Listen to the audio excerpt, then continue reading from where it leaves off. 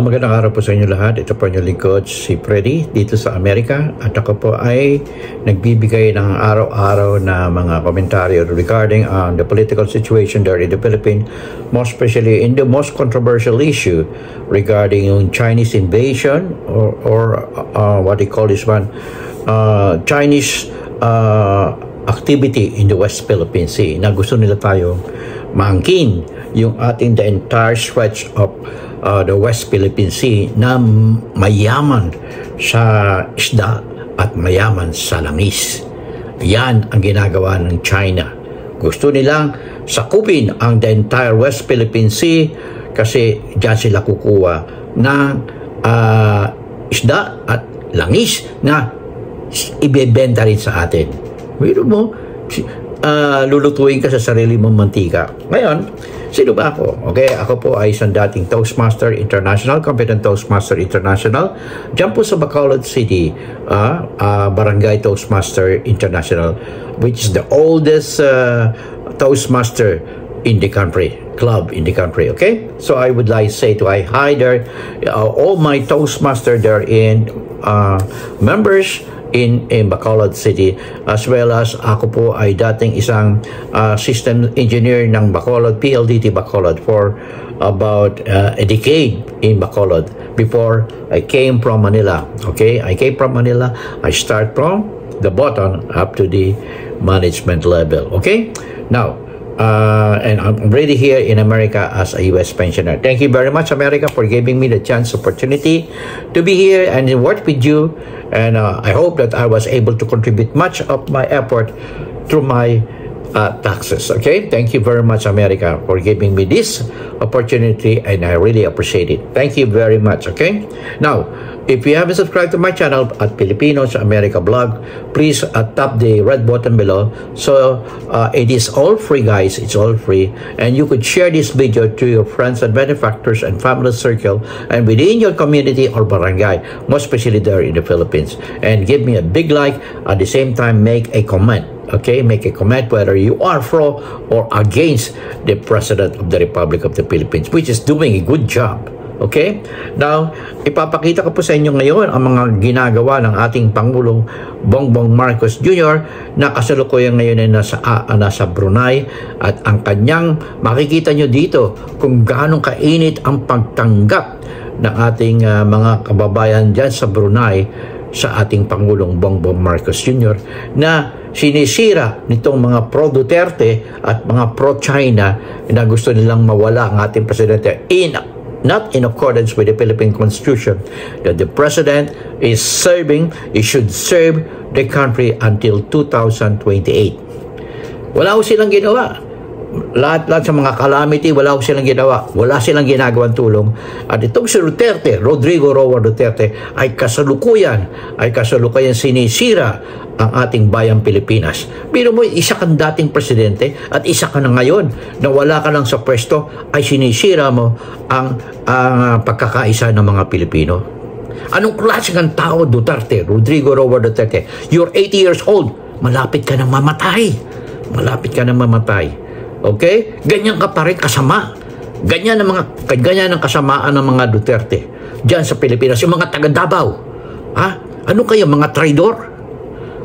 Kita nyo inaaway na tayo ng China. Sinasagasaan ng ating mga mangingisda at kayo ay pumapanig sa away. Sino kaaway? Ang China. Okay? I do urge the Filipino not to buy made in China products. Okay, that's the way how we could fight this aggressor, the Chinese aggressor, out in the Philippines and inside the Philippines through this pro-China. Okay, tunghayan natin ang ating Pangulo Bongbong Marcos Jr. sa video ito.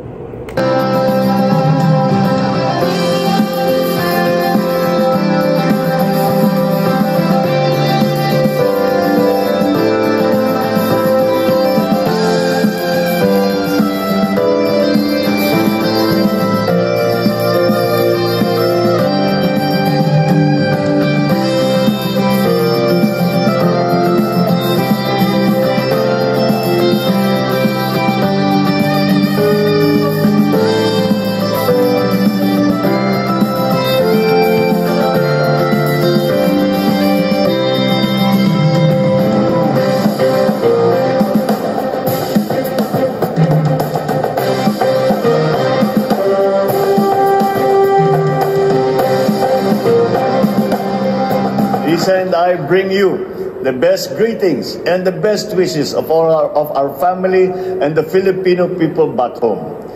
Over the years, every time I go abroad, I talk to my foreign counterparts, I get compliments for the strong work ethic of Filipinos.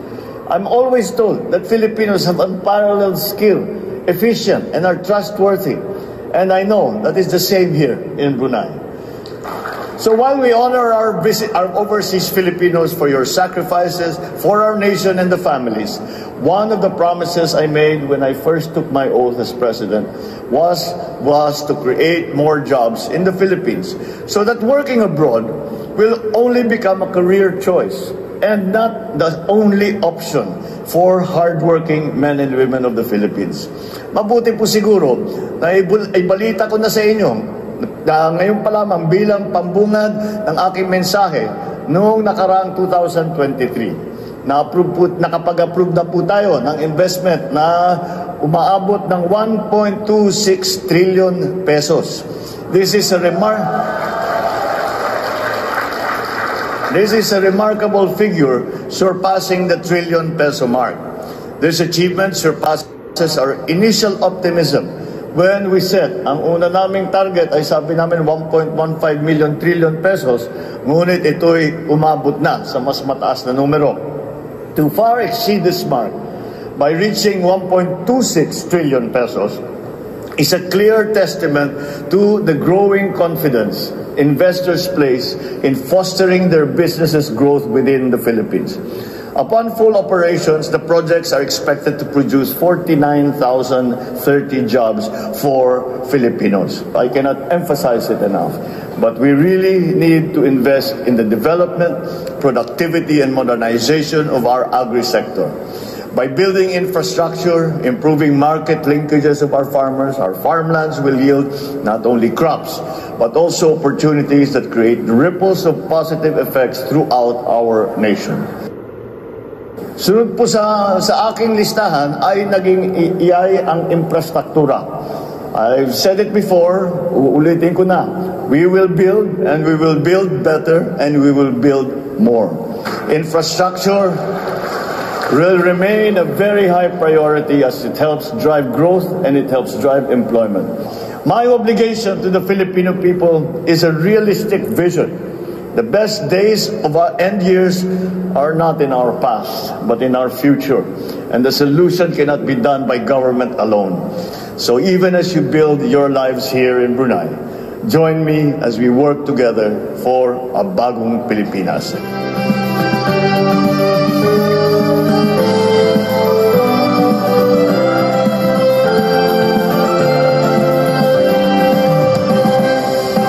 Pangulong Bongbong Marcos Jr.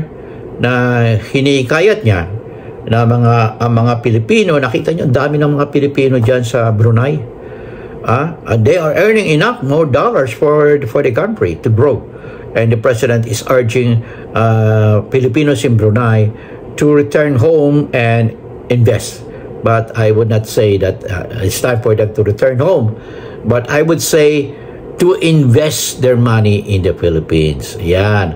Pwede kayong dyan sa Brunei and at the same time, invest. Ay, meron kayong mga pamilya dyan and at the same time, uwi kayo.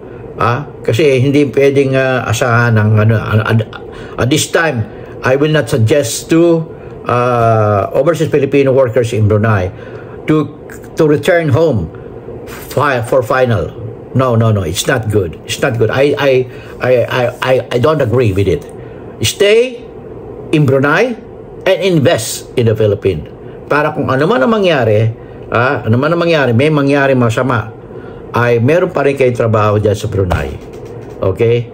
Dyan, you stay there in Brunei and contribute and send your dollar remittances to the Philippines that will continue to support the country economically. Okay? At the same time, suggest ko dyan sa mga Pilipino sa Brunei, huwag naman kayo magpagawa ng ubod ng laking mga bahay na hindi naman kayo sigurado. Kasi na pag nagpatayo kayo ng bahay, at yung palang bahay na tinatayo niya ay nasa earthquake fault, ay masasayang lang. O, dinaanan ng bagyo, o lumubog, masasayang. So, just a simple one. and make sure that yung mga pinundar nyo, lagyan nyo ng insurance just in case na masira. The insurance will pay for it, most especially during fire, earthquake, or floods.